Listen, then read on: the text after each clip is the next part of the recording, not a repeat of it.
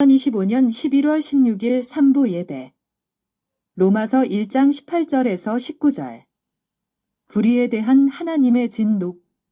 하나님은 자신의 의와 거룩함에 반대되는 모든 죄와 불의에 대하여 반드시 진노하시는 분이시다.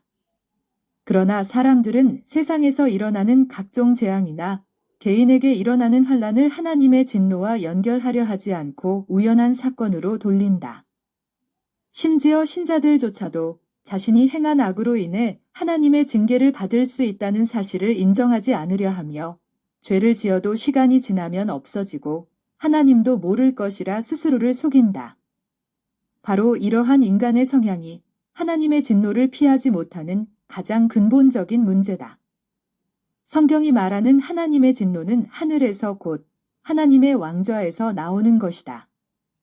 진노는 어떤 목적과 계획 아래 특정한 방식으로 나타난다. 하나님의 진노는 두 가지 형태로 드러난다. 첫째는 하나님의 말씀을 거역했을 때 자연스럽게 따라오는 형벌이며, 둘째는 하나님께서 직접 개입하여 내리시는 징계이다. 그러므로 우리는 죄를 가볍게 여기지 말고 죄가 불러오는 진노를 기억하며 회개해야 한다. 하나님은 모든 사람의 마음에 양심을 두어 죄를 경고하시는데, 양심의 고통은 회개를 촉구하는 하나님의 경고음이다. 또한 하나님은 그의 인격적 의지에 따라 구체적으로 개입하시며 그분의 백성에게 징계를 내리신다. 은혜가 존재한다는 것은 동시에 하나님의 진노가 실제한다는 뜻이다. 만일 진노가 없다면 은혜라는 말 자체가 필요 없을 것이다. 그러므로 우리는 은혜와 진노를 혼동하지 말고 각각 뚜렷하게 분별해야 한다. 하나님의 진노의 대상은 경건치 않음과 불의이다. 경건치 않음은 하나님을 예배하고 섬기고 헌신해야 할 삶을 등한시하는 것이며, 불의는 진리를 억누르고 거절하며 조롱하는 태도다.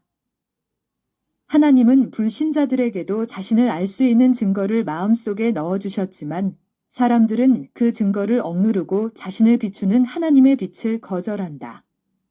이것이 인간이 정죄 아래 있는 이유이며 결코 불공평이 아니다. 하나님을 찾는 자는 누구든지 하나님을 발견할 수 있지만, 인간의 타락한 본성은 자연적으로 하나님을 찾으려 하지 않는다. 모든 인간은 마음 안에 하나님의 진리의 흔적과 죄에 대한 책임 의식을 가지고 있지만, 대부분은 그 빛을 거절하고 어둠을 더 사랑한다.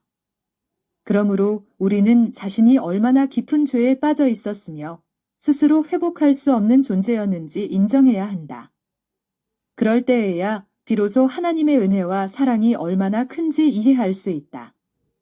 우리를 위해 끊임없이 참고 기다리시며 희생하신 하나님의 은혜를 깊이 깨닫고 그 사랑에 감사하며 사는 우리 모두가 되어야 한다. 아멘.